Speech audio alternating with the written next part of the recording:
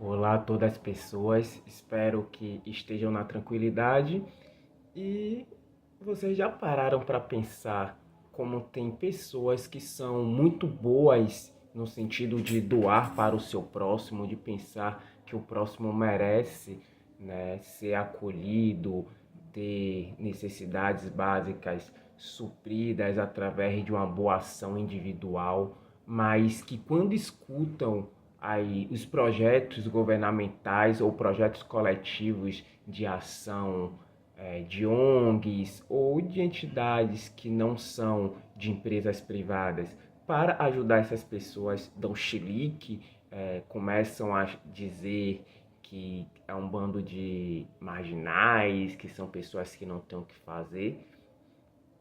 Antes de entrar nesse tema, quero convidar todos e todas a estarem se inscrevendo no canal, pois eu vejo que muita gente assiste meus vídeos, mas não se inscreve, não curte, não comenta, não interage de nenhuma forma, e isso para o algoritmo torna o conteúdo não relevante.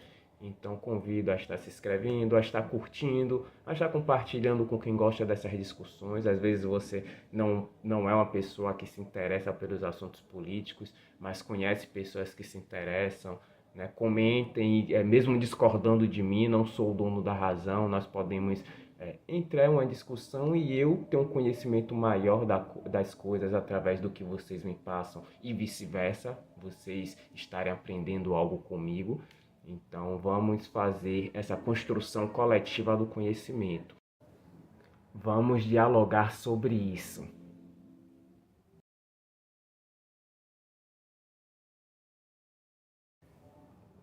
Para iniciar o nosso diálogo, quero pontuar que não estou aqui falando contra as doações individuais, né, que são feitas.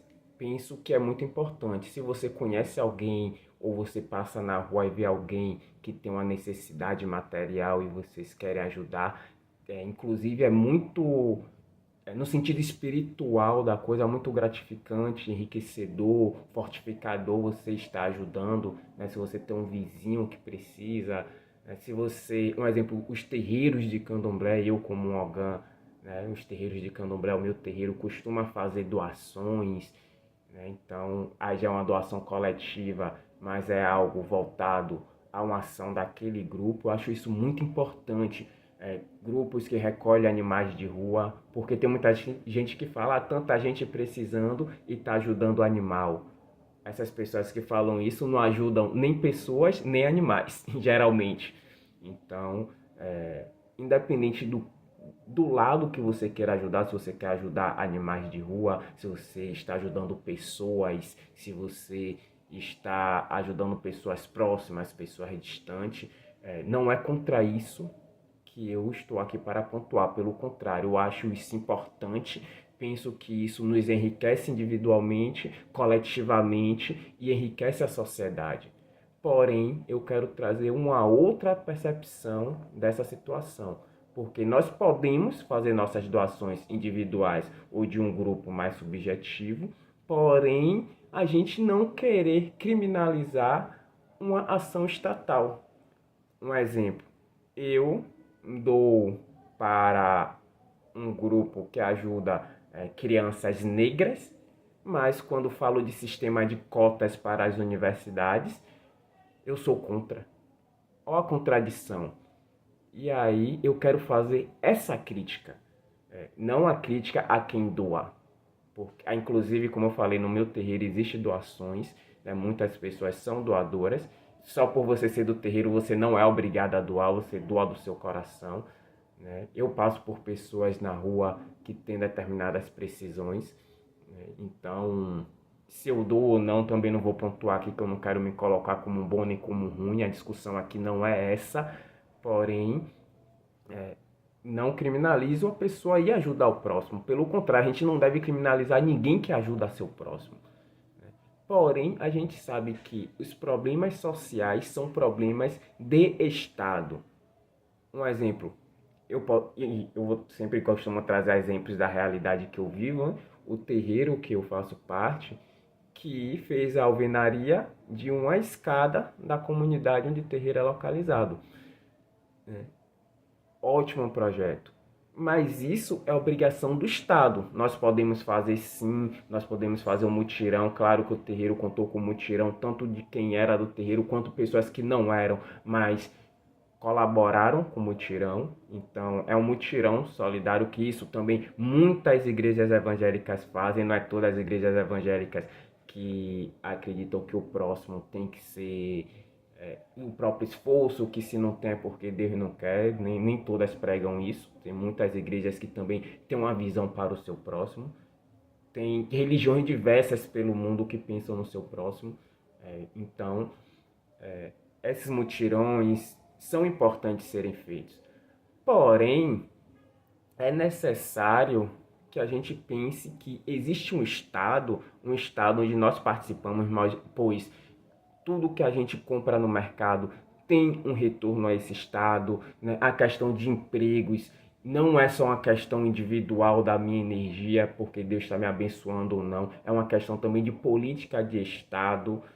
Tudo a gente tem que compreender que o Estado está participando de tudo que é construção humana, né? Hoje, né, nem sempre existiu o Estado que a gente tem hoje, mas eu estou falando da atualidade, do que nós temos. E hoje tudo vem a partir do Estado, de políticas públicas, né, que são colocadas. É claro que também vou fazer uma crítica a essas instituições filantrópicas, muitas, né, de igrejas, inclusive aqui no Brasil, mas não só igrejas, que maqueiam sua verdadeira atividade através de projetos sociais. Porque o que acontece? Eu faço um projeto social, todo mundo sabe que empresas ou indivíduos particulares que têm uma renda alta, que precisam declarar imposto, quando tem alguma ação filantrópica, tem alguma instituição de caridade, eles recebem abatimento nos seus impostos por causa disso. Muitas vezes essas instituições são feitas para lavagem de dinheiro, é importante pontuar isso, não estou dizendo que é nenhuma, mas que isso existe, nós sabemos, temos que entender que existe. Então, observe as instituições e as pessoas que são consideradas donas dessas instituições, se elas realmente estão ajudando o próximo por amor ao próximo ou se ela está lucrando com isso. Porque muitas vezes algumas pessoas sim se beneficiam dessa ação, mas aquele que é dono lucra muito mais sobre isso, né? Inclusive espalhando sua doutrina. Porque se eu sou um líder religioso e eu tenho uma instituição onde as pessoas são obrigadas, para se curar daquele problema, a seguir a minha doutrina religiosa, eu já estou ganhando, porque aquela pessoa vai sair, a família dela vai seguir a doutrina religiosa, que eu sou o líder, eles vão seguir essa doutrina religiosa. Então, essa atividade, o que eu estou lucrando com isso? Essas pessoas vão trazer outras pessoas, eu vou ser visto, isso pode virar voto para eu me candidatar a algum cargo, isso pode virar, né, questões para eu ter uma liderança sobre determinada localidade. Então, vamos observar que essas ações de ajuda podem ser positivas ou negativas a partir de determinados ganhos pessoais. Então, a gente tem que observar isso. Faz parte da crítica. Quando eu falo de fazermos a crítica, é isso. A gente olhar o pró e o contra das coisas. Crítica não é falar mal como a gente tem no popular. Eu falo isso sempre nos meus vídeos. Crítica é você analisar. Você vai analisar. Se tem pontos negativos, você vai chegar e vai falar, ó, tem ponto negativo aqui. Se tem pontos positivos, você também vai falar, tem pontos positivos aqui. Então, a crítica, a análise crítica é isso. E se tem mais pontos negativos que positivos, a gente pontuar também, ou vice-versa. Então, isso é fazer a crítica. E essas instituições filantrópicas que são religiosas, ou que inclusive são de empresas, precisam ser criticadas, precisam ser levadas à discussão, porque muitas vezes ela é um disfarce para um lucro maior do seu dono, e não para realmente ajudar a comunidade. E porque esses grupos que fazem isso criticam negativamente ações diretas do Estado. Se o Estado age, se o Estado faz com que aquela pessoa não tenha determinadas necessidades, logo eu não vou poder lucrar em cima da necessidade dessas pessoas. onde mora o problema. Por que eu estou trazendo isso? Nós sabemos que nós vivemos em um Estado que eles chamam de democracia, mas democracia é um termo vago. A gente pode falar de democracia participativa, democracia representativa, que é a que nós temos aqui. Não é participativa, é uma democracia representativa. Podemos falar, e essa democracia representativa, ela vai depender, nós costumamos chamar de democracia burguesa, por quê? Aí a gente teria aqui na Revolução Francesa, tudo, mas não quero fazer esse vídeo virar um vídeo acadêmico, mas para tornar simples de entendimento, burguesia é o que nós chamamos hoje da elite sociofinanceira, da elite socioeconômica.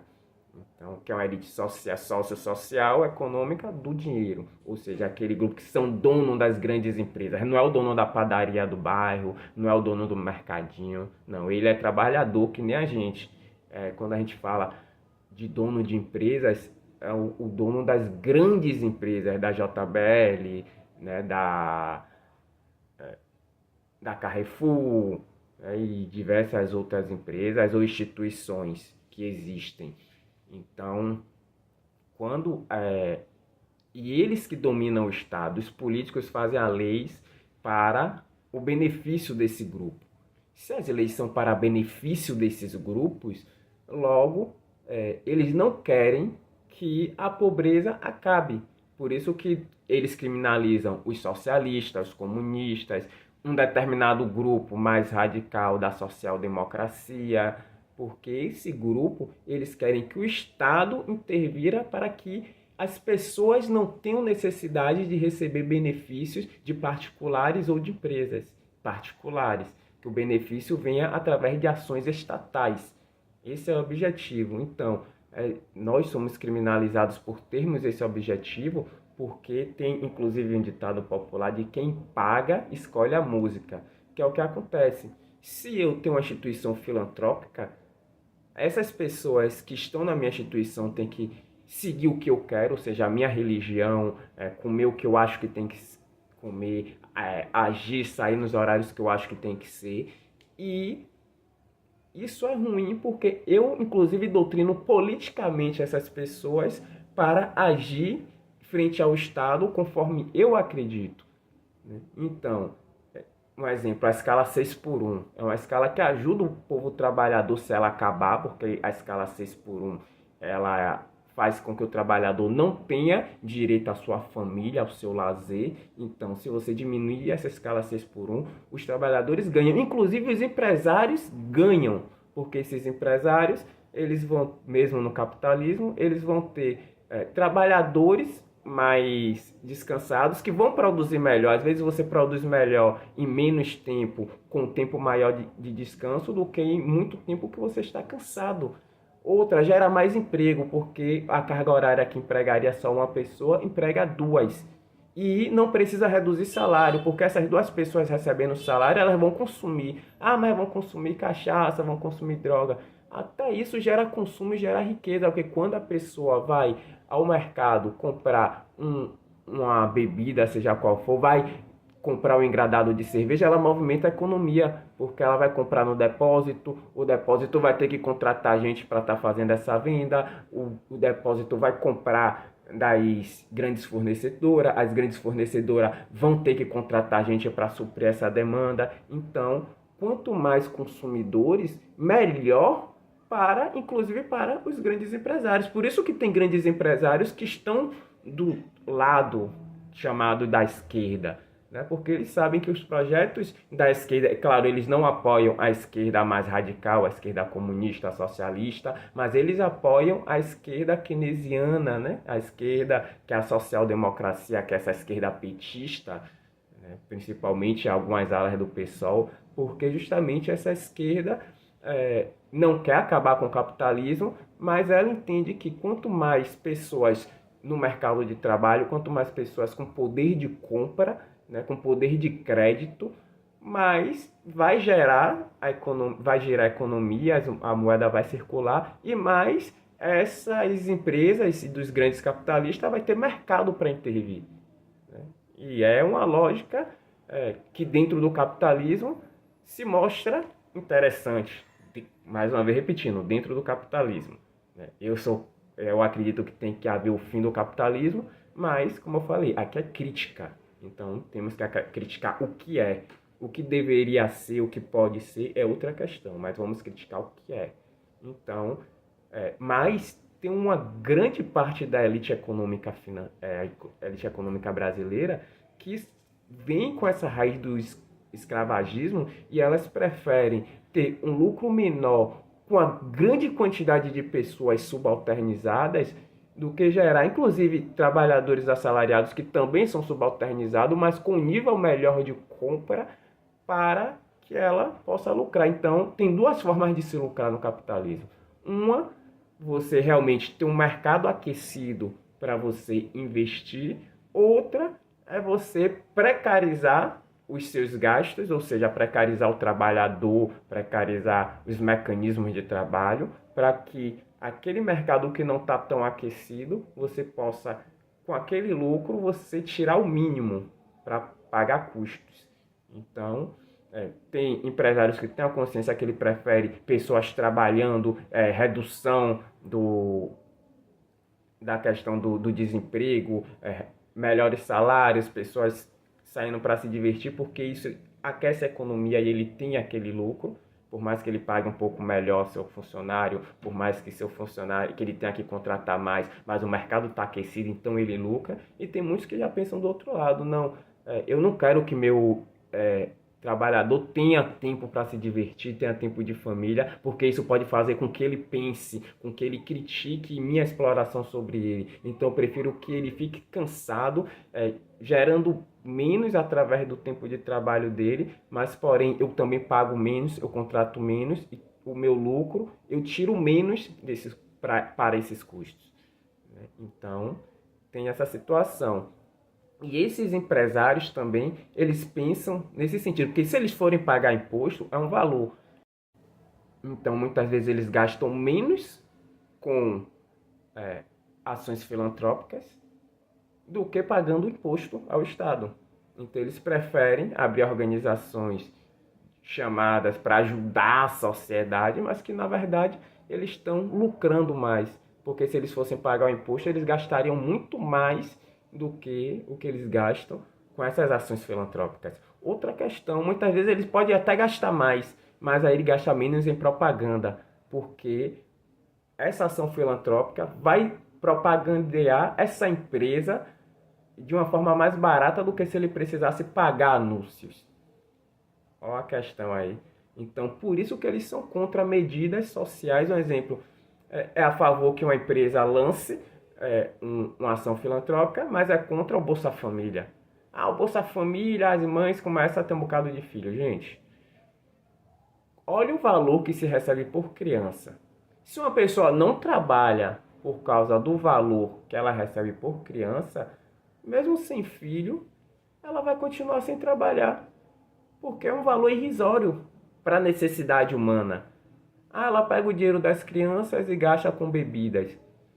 Aí é uma questão individual da pessoa, que não é tão individual porque vem da sociedade também. Muitas vezes gastar com bebida vem da depressão dessa questão social, da falta de perspectiva de futuro, de uma lógica social implantada através das artes. A gente tem que discutir tudo isso. Mas é outra discussão. Quando a gente parte se a gente for falar de economia que ela gasta com bebida, eu já falei aqui da questão do aquecimento do mercado. É bom para o depósito, que contrata, que vai comprar das grandes fornecedoras, que vai contratar, que vai vender mais. Então, independente com que a pessoa gaste o Bolsa Família, né, é bom para o Estado e para a sociedade que as pessoas recebam valor para que não fiquem na necessidade.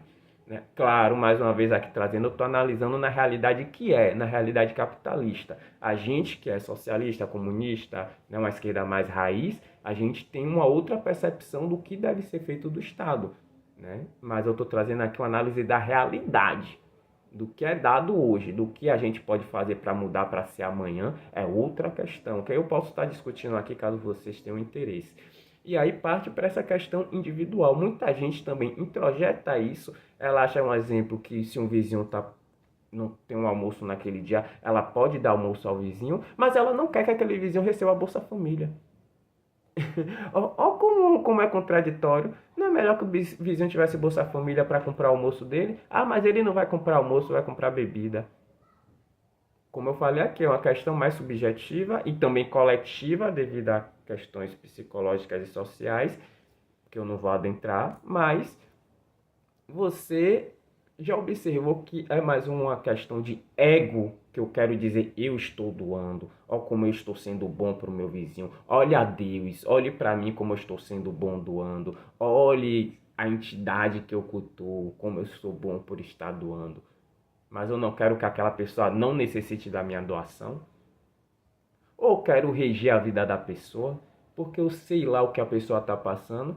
Se eu pegar e dar o almoço, às vezes a pessoa nem come, finge que comeu para agradecer e nem come, porque ela quer beber para esquecer os problemas ali que ela está passando por um problema de vício, de abstinência, pode ser isso. Então sei lá o que a pessoa está passando, mas minha moral, eu quero moldar o que a pessoa tem que fazer com o que ela ganha. Se eu falo que ela tem que almoçar, ela é obrigada a almoçar porque é o que eu quero que ela faça.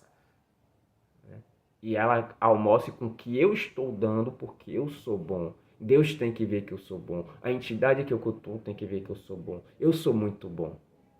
Né? Olha como isso funciona.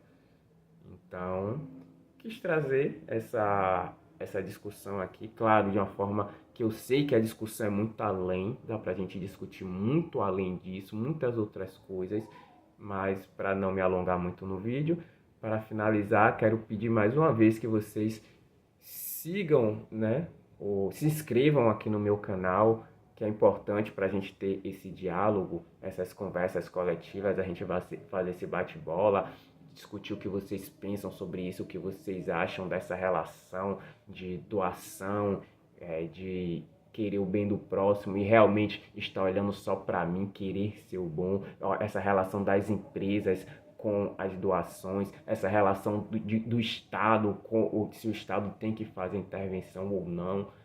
Botem suas opiniões, discordando de mim, concordando. Nós estamos aqui realmente como pessoas adultas, pessoas que estão no mundo social, porque nós somos seres sociais, nós seres humanos somos sociais, nós não vivemos isolados da sociedade, por mais que a gente se isole às vezes dentro de casa, mas até se isolar dentro de casa, a gente está em sociedade porque a gente está numa casa que está no meio da sociedade, pagando conta de água, luz, TV, ou seja lá o que for, né, gerando sujeira, gerando a questão de ar, de água para a sociedade, então somos seres sociais. Então temos que estar discutindo, concordando ou discordando, ou trazendo elementos novos. Comentem, compartilhem com se vocês não gostam desses debates, mas tem quem goste dos debates. Vejam os outros vídeos aí que eu trago essas discussões e bola pra frente, sigamos até a vitória sempre. Tamo junto, camaradas.